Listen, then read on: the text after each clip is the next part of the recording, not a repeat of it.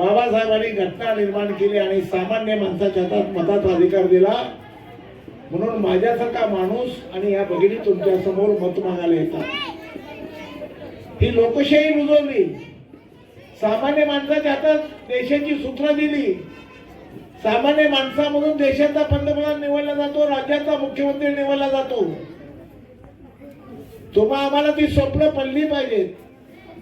तुम्ही आम्ही अशा पद्धतीने मोठं झालं पाहिजे, मोठं होण्याची स्वप्न पडली पाहिजे. मी या देगावचा रहिवासी आहे. माझी इथं सपाटी वस्ती आहे.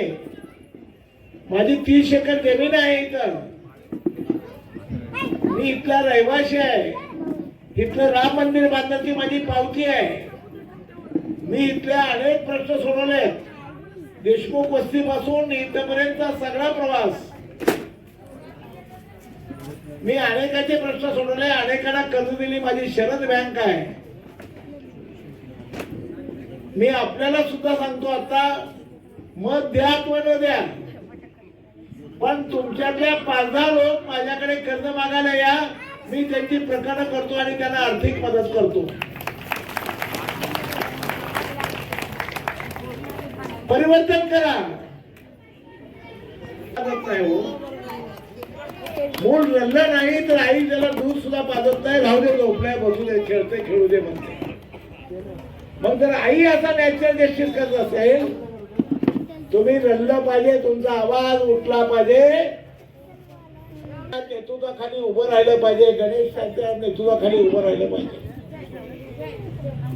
दादांचे कोणी कार्यकर्ते असतील तर त्यांनाही माझं सांगणं आहे,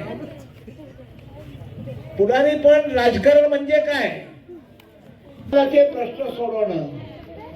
सेवाभान महाराजांनी आपल्या आयुष्यात काय केलं, ज्यांच्या चरणीला ज्यांच्या बरणीला आपण वंदन करतो, त्या सेवालाल महाराजांनी आपल्या आयुष्यामध्ये काय संदेश दिला, मी त्यांचा संदेश वाचून दाखवतो तुम्हाला. छानजो प्रपंचजो मानजो, जानजो छानजो प्रपंचजो मानजो.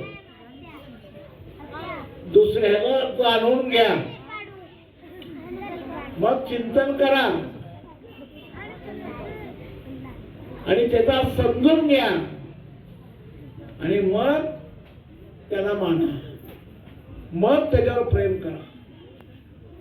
जर सेवालाल महाराजांचा हा संदेश असेल तर आम्हाला ओळखून घ्या सेवालाल महाराजांच्या संदेशातून. आणि अत्यंत प्रामाणिकपणाने तुम्हाला सांगतोय,